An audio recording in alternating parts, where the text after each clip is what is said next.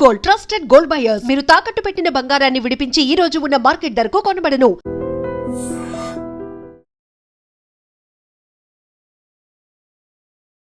Hi hello నమస్తే, welcome to iDream media. నేను మీ శ్రావ్య. మనతో పాటు ఇప్పుడున్నారు stock market analyst and trainer A S Chakravarthy గారు. నమస్తే సార్. నమస్తే శ్రావ్య మేడం గారు. ఎలా ఉన్నారు? ఫైన్ మేడం గారు. సార్, నిజంగా మీరు ఎలా ప్రెడిక్ట్ చేస్తున్నారో అయితే నాకైతే అసలు తెలియట్లేదు, కానీ ప్రతిసారి మీరు మార్కెట్ ఎలా అయితే చెప్తున్నారో అక్కడే రెసిస్టెన్స్ ఉంటుంది. మనం లాస్ట్ టైం మాట్లాడుకున్నాం 24,700 లేదా దానికి దగ్గరలో అవుతుంది అని అన్నారు. సేమ్ ఈరోజు మనం మార్కెట్ చూసుకుంటే 24,631 దగ్గర క్లోజ్ అయ్యింది. నెక్స్ట్ వీక్ ఎలా ఉండబోతుంది మార్కెట్? ఏవేవి విషయాలు ప్రభావితం చేస్తాయి మార్కెట్ని ఒకసారి మాట్లాడుకుందాం సార్. శ్రావ్య మేడం గారు, ఒకసారి మీకు ధన్యవాదాలు చెప్పుకుంటూ, అదేవిధంగా ఈ అవకాశం కల్పించినందుకు మీ ఐడ్రీమ్కి ధన్యవాదాలు చెప్పుకుంటూ మనం టాపిక్లోకి వెళ్దాం. శ్రావ్య మేడం గారు, నిఫ్టీని నెక్స్ట్ వీక్ ప్రభావితం చేసేవి ఒక 4-5 అంశాలు ఉన్నాయి, చాలా ముఖ్యమైన అంశాలు. దాంట్లో మొట్టమొదటిది ఏంటంటే ట్రంప్ అండ్ పుతిన్ అలాస్కాలో చర్చలు. అవి ఫలప్రదం అవుతాయా, ఫెయిల్ అవుతాయా అనే దాని మీద. ఇప్పుడు వస్తున్న వార్తలను బట్టి అవి అసంపూర్తిగానే ముగిసినాయి. ట్రంప్ మధ్య, పుతిన్ మధ్య అలాస్కాలో జరిగినటువంటి చర్చలు 3 గంటల పాటు సుదీర్ఘంగా మాట్లాడుకున్నా కూడా అవి అసంపూర్ణంగా ముగిసినాయి. నెక్స్ట్ మళ్ళీ మాస్కోలో కలుద్దాం అనేటువంటి ఒక కంక్లూజన్తో చర్చలు ముగిసినాయి. అంటే అవి అంత ఫలప్రదం అవ్వాలి. రెండోది వచ్చేసరికి ట్రంప్ టారిఫ్స్ భయాలు. రెండో విషయం, నెక్స్ట్ వీక్ ఖచ్చితంగా అది కూడా చూపిస్తుంది, దాని ఇంపాక్ట్ కూడా ఉంటుంది మార్కెట్ మీద. ఎందుకంటే ఈ నెలాఖరికి మళ్ళా అయిపోయిన తర్వాత, ఈ నెల అయిపోయిన తర్వాత నెక్స్ట్ మంత్లో మళ్ళా పెనాల్టీస్ ఉంటాయి ఇండియా మీదని ట్రంప్ ఆల్రెడీ వార్న్డ్. అది ఎందుకంటే చర్చలు కూడా డిస్కషన్స్ డిబేట్స్ కూడా మన మధ్య చర్చలు కూడా అమెరికా మధ్య, ఇండియా మధ్య. అందువల్ల అదొకటి ఖచ్చితంగా తీవ్రమైన ప్రభావం చూపిస్తుంది మార్కెట్ మీద నెక్స్ట్ వీక్. తర్వాత మూడోది, ఎక్స్పైరీ దగ్గర పడుతుంటాం. నెక్స్ట్ వీక్ దాకా నెక్స్ట్ వీక్ వచ్చేసరికి అయితే అవతల ఇంకా 4 రోజులు మళ్ళీ సెలవు కూడా వచ్చింది. అందువల్ల ఎక్స్పైరీకి దగ్గరకు వెళ్తున్నాం కాబట్టి దాని ఇంపాక్ట్ కూడా ఉంటుంది. అప్పుడు 3 విషయాలు. 4వ విషయం వచ్చేసరికి స్టాండర్డ్ అండ్ పూర్ ప్రపంచంలోనే అత్యంత గొప్ప rating company, American rating company. అంటే వీళ్ళు కంపెనీల పనితీరుని బట్టే కాదు, కంపెనీల పనితీరు బట్టి వాళ్ళు రేటింగ్ ఇస్తారు. కంపెనీలకే కాదు, దేశాలు కూడా రేటింగ్ ఇచ్చే అంత గొప్ప కంపెనీ స్టాండర్డ్ పూర్ అంటారు. అమెరికాలో ఉన్నటువంటి ఒక ప్రపంచ ప్రఖ్యాతి రేటింగ్ కంపెనీ. అది ఇండియా యొక్క రేటింగ్ని మార్చడం జరిగింది. సో ఇంతకుముందు మంది -BBB ఉండేది, ఇప్పుడు దాన్ని BBBగా అంటే రేటింగ్ పెంచడం జరిగింది. లాంగ్ టర్మ్లో స్టేబుల్ ఇండియా అంటూ ఇండియా యొక్క రేటింగ్ని ఇంప్రూవ్ చేయడం జరిగింది. -BBB నుంచి BBBకి ఇంప్రూవ్ చేయడం జరిగింది. సో దాని ఇంపాక్ట్ ఇమీడియట్గా కొంతవరకు ఉంటుంది, కానీ ఎక్స్ట్రీమ్గా ఏమి ఉండదు దాని ఇంపాక్ట్. ఇంకొకటి అత్యంత ముఖ్యమైనది ఇన్ఫ్లేషన్ అనేటువంటిది కంపేర్ టు జూన్తో చూసుకున్నట్టయితే జూలై మంత్లో మీకు కన్జ్యూమర్ ప్రైస్ ఇండెక్స్ అనేటువంటిది 2.1 జూన్లో ఉంటే it come down to 1.55 July మంత్లో 1.55కి వచ్చింది. అది గమ్మత్తైన విషయం అంటే ఇదే జూలై నెల లాస్ట్ ఇయర్ ఎంత ఉందంటే ఇన్ఫ్లేషన్ 3.6%. మళ్ళీ ఒకసారి చెప్తున్నానండి, జూలైలో సిపిఐ కన్జ్యూమర్ ప్రైస్ ఇండెక్స్ అనేటువంటిది మీకు 2.21 జూన్లో 2.1, జూలైలో ఇట్స్ రికార్డెడ్ 1.55, అంటే డ్రాస్టిక్గా తగ్గింది ఇన్ఫ్లేషన్.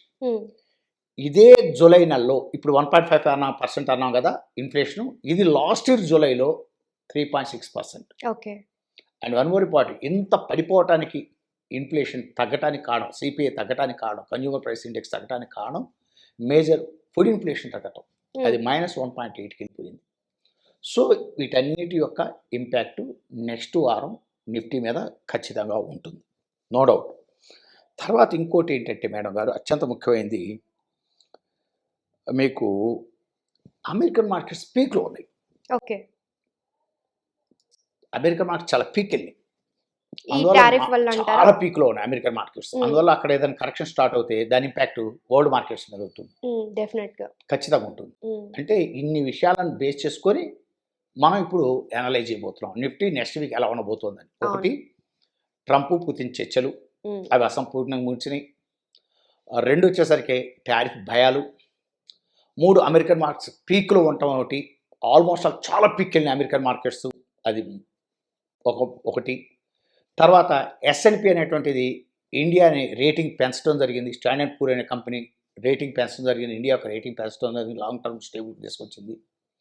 తర్వాత వచ్చేసరికి ఫుడ్ ఇన్ఫ్లేషన్ -1 వేయటం వల్ల ఓవరాల్ ఇన్ఫ్లేషన్ లాస్ట్ మంత్తో పోల్చుకున్నట్టయితే బాగా తగ్గింది. అదే లాస్ట్ ఇయర్ జూలైతో పోల్చుకుంటే ఇంకా డ్రాస్టిక్గా తగ్గింది. సో వీటన్నిటిని బేసుకొని నెక్స్ట్ వీక్ మార్కెట్ ఎలా ఉంటాయంటే, అసలు ముందు నిన్న శుక్రవారం మార్కెట్లు మొన్న ఎలా క్లోజ్ అయ్యో గురువారం మార్కెట్లు ఎలా క్లోజ్ అయ్యో చెప్తూ మనం టాపిక్కి వెళ్ళాలి. Okay sir. మొన్న గురువారం రోజున మార్కెట్లు 24,631 మీద క్లోజ్ అయింది, అక్కడ క్లోజ్ అయింది. నెక్స్ట్ వీక్ వచ్చేసరికి ముందు రెసిస్టెన్స్ లెవెల్ చెప్తాను, 3 లెవెల్స్ చెప్తాను రెసిస్టెన్స్. ఒక్కొక్క లెవెల్ చాలా జాగ్రత్తగా గమనించుకోవాలి ఎవరైనా సరే.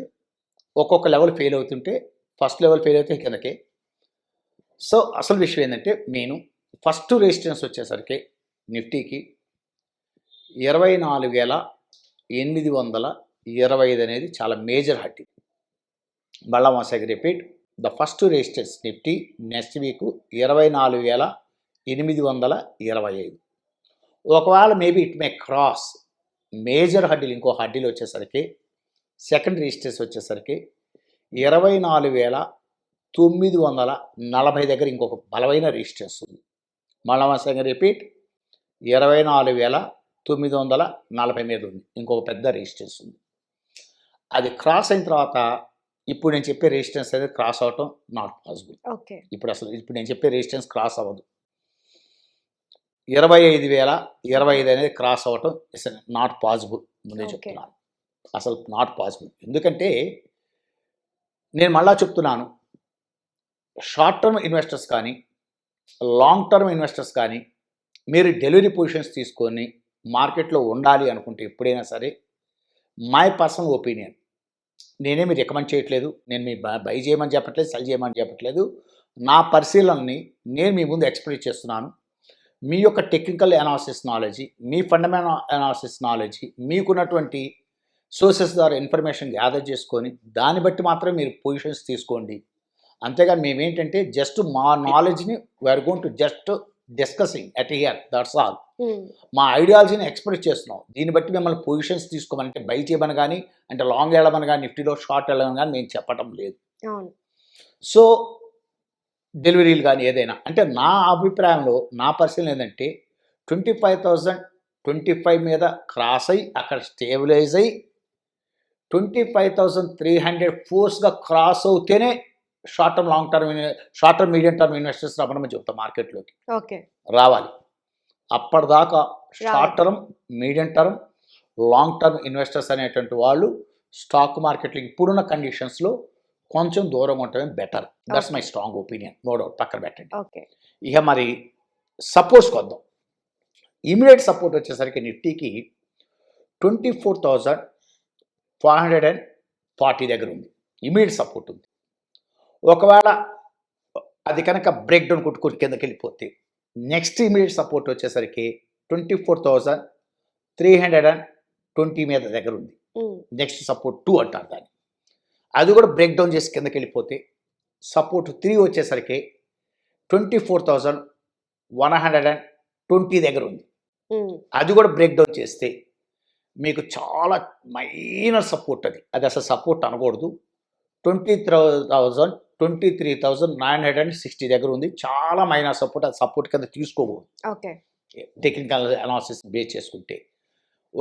నా ఒపీనియన్ అయితే అసలు 24,000 ఫోర్స్గా కట్ చేస్తే, అసలు 24,000 కూడా అక్కడ 24,100 ఫోర్స్గా కట్ చేస్తే Nifty go down to next మంత్కి సెప్టెంబర్లో will see 23,300. That's my strong opinion. అంటే దీన్ని బట్టి మిమ్మల్ని లాంగ్ పొజిషన్స్, షార్ట్ పొజిషన్స్ తీసుకోమని నేనేమి రికమెండ్ చేయట్లేదు. జస్ట్ నా పరిశీలన, నా ideology, my knowledge I'm going to share at here. That's all. మళ్ళీ ఒకసారి చెప్తానండి, ఒకసారి ఎందుకని మంచిది. నిఫ్టీ ప్రభావితం చేసే అంశాలు నెక్స్ట్ వీక్ వచ్చేసరికి ఫస్ట్ ట్రంప్ పుతిన్ డిస్కషన్స్, అవి అంత ఫలప్రదంగా ఏమి లేవు, అంటే దాని ఏమీ తేలేదు. రెండు వచ్చేసరికి అంటే 3 గంటల డిస్కషన్ జరిగినా కూడా మళ్ళా యూరోప్ కంట్రీస్తో మాట్లాడుకోవాలని, ఉక్రెయిన్తో మాట్లాడుకోవాలని, తర్వాత చాలా విషయాలులో అంతర్గతంగానే లేండి. ఇప్పుడు అవన్నీ మనం పొలిటికల్గా డిస్కస్ చేయడం నాట్ పాసిబుల్. సో ఇవన్నీ అంత తొందరగా తేలివి కాదు. నెక్స్ట్ మీటింగ్ మాస్కోలో ఉన్నారు అంటే అది అసంపూర్ణ. నెక్స్ట్ వచ్చేసరికి tariff fears, next S&P rating improve చేయటం. అండ్ అందుకనే ఒకవేళ ఇంప్రూవ్ చేసిందని ఓపెన్లో పెరిగిన మార్కెట్లు అప్రమత్తంగా మనం చూద్దాం. S&P స్టాండర్డ్ పూర్ అనేది ఇండియా రేటింగ్ పెంచింది, -BBB నుంచి BBBB నుంచి BBBBకి వచ్చేసేసింది. సో పాజిటివ్కి ఇక ఇదైంది, స్టేబుల్గా ఉంది. ఇండియన్ ఎకానమీ లాంగ్ టర్మ్ అని చెప్పేసి ఓపెన్ లేదని పెరిగినా కూడా చాలా అప్రమత్తంగా ఉండమనే చెప్తున్నాం. ఇంకొకటి పాజిటివ్ ఉంది ఏంటంటే, నిఫ్టీకి పెద్ద పాజిటివ్ ఏంటంటే ఇన్ఫ్లేషన్ డౌన్ అవటం. కంపేర్ టు 2025 జూన్తో పోల్చుకుంటే జూలైలో ఇన్ఫ్లేషన్ డ్రాస్టిక్గా తగ్గింది. 2.1 నుంచి it come down to 1.55. So అదొకటి, వీటన్నిటిని పరిగణలో తీసుకుంటాం. నెక్స్ట్ ఇంకోటి ఏంటంటే RBI అక్టోబర్ ఈ సెప్టెంబర్ ఎండింగ్లో నుంచి మళ్ళీ మీటింగ్ స్టార్ట్ అవుతుంది. RBI మానిటరీ పాలసీ మీటింగ్ ఉంది మీకు సెప్టెంబర్ 29, 30 అండ్ అక్టోబర్ 1 తారీఖు RBI పాలసీ మీటింగ్స్ ఉన్నాయి. వీటన్నిటి పరిగణలో తీసుకుంటాం. మేము అంతా ఒక నెల ముందే మార్కెట్ పరిగణలో తీసుకుంటుంటుంది. ఇవన్నీ ఈ ఎక్స్పైర్ అవ్వడంలో నెక్స్ట్ మంత్కి వీటన్నింటి పరిగణలో తీసుకుంటాం. అందుకని నా ఒపీనియన్ అంటే మీకు మేబీ అక్టోబర్ మంత్ చాలా పాజిటివ్గా ఉండడానికి ఛాన్సెస్ ఉన్నాయి. అక్టోబర్ మంత్ మార్కెట్ అంటే ఇవన్నీ తేలిపోతాయి. ఈ మార్కెట్ కరెక్ట్ ప్రాపర్గా అవ్వాల్సినంత అయిందనుకోండి, టెక్నికల్ బౌన్సెస్ రావడం, ఇవన్నీ అక్టోబర్లో పాజిటివ్గా ఉంటుందని నేను ఎక్స్పెక్ట్ చేస్తున్నాను నా ఐడియాలజీలో. అంటే నేను మిమ్మల్ని పొజిషన్ తీసుకోమని కానీ వద్దని కానీ స్టార్ట్ కొట్టమని కదా, నా ideology I am going to share it here, that's all. అంతే, ఇదంతా ఒక ఒపీనియన్.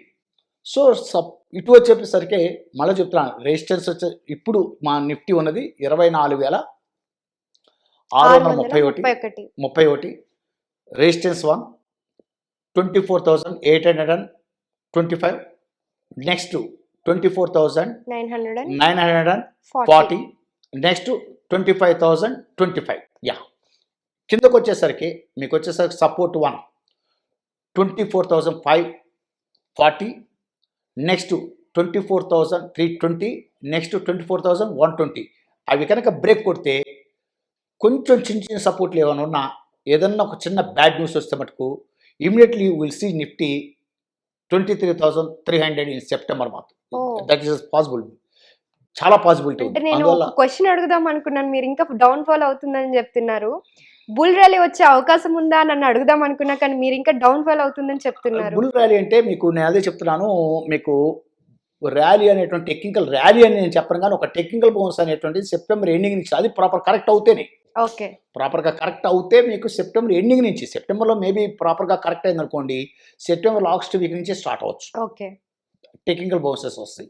ఆ టెక్నికల్ బౌన్సెస్ స్టార్ట్ అవడానికి ఛాన్సెస్ సెప్టెంబర్ ఎండింగ్ నుంచి ఉన్నాయి. That's my strong opinion. Okay, దీన్ని బట్టి నేను లాంగ్ తీసుకోమని, షార్ట్లో వెళ్ళమని పబ్లిక్ నేనేమి I'm not recommend. This all these we are discussing. Analysis. Our ideology we are discussing at here and about Nifty levels. That's all clear. Okay, sir. Okay, thank you, madam. Thank you so much, sir. Giving this opportunity to have a person. Okay, thank you. మీకు ఒకసారి madam గారు and one more important, me I dream channel కూడా మరొకసారి ధన్యవాదాలు చెప్పుకుంటూ ఈ Nifty levels అనేటువంటి దాన్ని ముగిద్దాం. Okay, thank you so much, sir. Thank you madam, thank you.